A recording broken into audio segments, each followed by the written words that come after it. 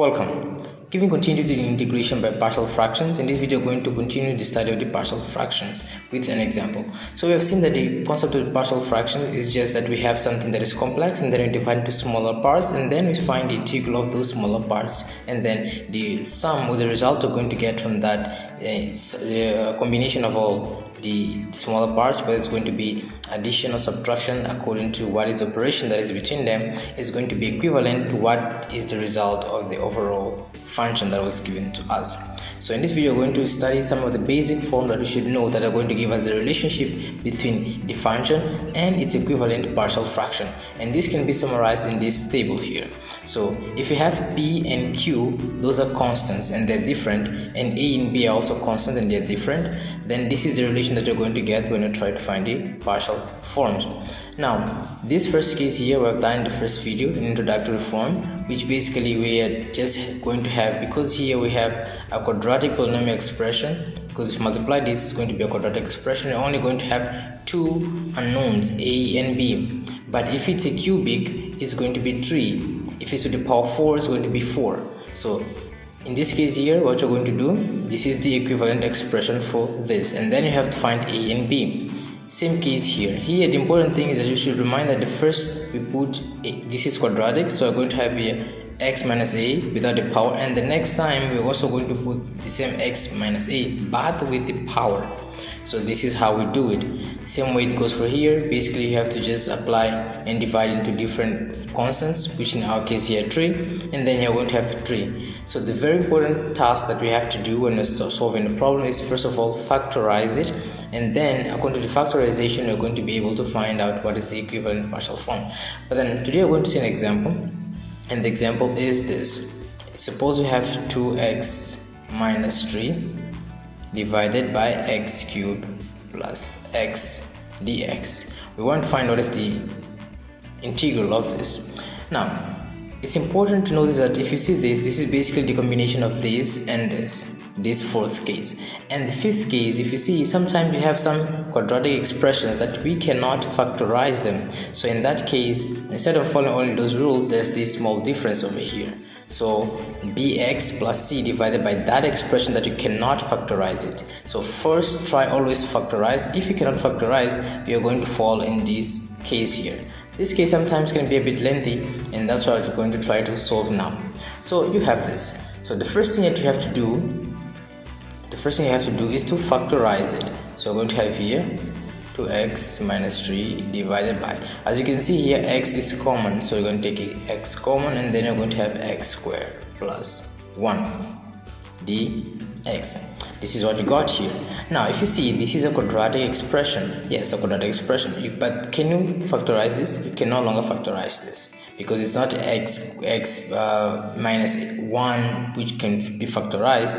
This is a different expression. So because we cannot factorize this expression and it's a quadratic expression, it means you're going to be using this. We are in this situation and we're going to be using this relationship, right? So the next thing to do is to try to make the equivalence. So we know that 2x minus 3 divided by x squared plus 1 is going to be equal to, we just pass this to this side. So we're going to have here a divided by, this was a divided by the first factor. In our case it's x, so it's going to be a divided by x plus bx plus c, which are the constants also we also want to find. And in this case here, this was the expression, but in our case it's x squared plus 1, so this is going to become x squared plus 1. Fine. So now the next thing you have to do is that you know that this denominator and this one, they are not the same. So what you're going to try to do is try to equate them by doing the LCM. So you're going to multiply this one by x squared plus 1 and this one by x. So you can continue solving this thing from this side here. So it means that our 2x minus 3 divided by x into x squared plus 1 is going to be equal to, if you multiply this here, you're going to have a into x squared plus 1, and this we're going to keep it because they are going to be equal. So then we plus x, this x is multiplying here, so we're going to have x then bx plus c. and now our denominator is common, and it is x into x squared plus 1.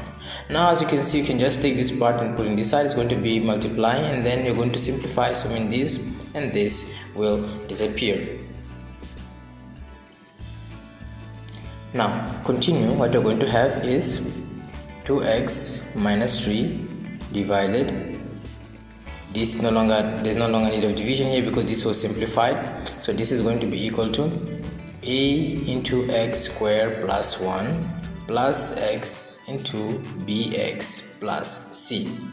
Right, now we have to find a number that can help us to simplify by eliminating one of these constants here, so that we get to know one of the constants at a time. So we're going to choose a value for x, and then that value is going to help us to eliminate this constant here. So let us go for the first case. Let us take x is equal to 0. If you take x is equal to 0, this means you're going to have 2 into 0. So you're going to have here minus 3 because this becomes 0, and then you're going to have minus 3 here. Is going to be equal to this a x squared, this is going to become 0 squared, so then 0 plus 1 is 1, so we're going to have here a. And in this case here you have b into 0, so it's 0, but all of this multiplied by 0 because x is now 0, so these all become 0, so we already have our a. Now in the second case, how can we do to find a different, to eliminate another constant here? So one of the ways we can try to do this thing is by using x is equal to the root of minus 1. Now if we take x is equal to the root of minus 1, if you're going to place it here, it's going to be minus 1 root of minus 1 square, and then that 2 is going to cut this, and you're going to have minus 1 plus 1 is 0, and then our a is going to be eliminated. So that's why we are choosing here x is equal to minus 1. But you know that this is just in the realm of the complex number, so this is an I, imaginary number. Okay, so in this case what you're going to have is 2 into square root of minus square root of minus 1 minus 3 is equal to, you're going to have here a into root of minus 1 square plus 1 plus root of minus 1 b root of minus 1 plus c. So this is what you're going to get here. Now the next thing you have to do is just, you know that this 2 is going to cut this, so then you're going to have minus 1 plus 1, so this is going to become all 0, right? This is going to become 0, so we're going to have here 2 root of minus 1 minus 3 is equal to, this is no longer here, so then we can distribute this here. So we're going to have what? We're going to have b into root of minus 1 square, because this b already has a minus 1, plus c root of minus 1. So this is what we've done. Now we know that the square root of this raised to power 2 is equal to minus 1, so this we can simply replace by minus 1, because this 2 is going to cancel this root here. But we know that this is our I, so we're going to have here 2i minus 3 is equal to minus b plus c I.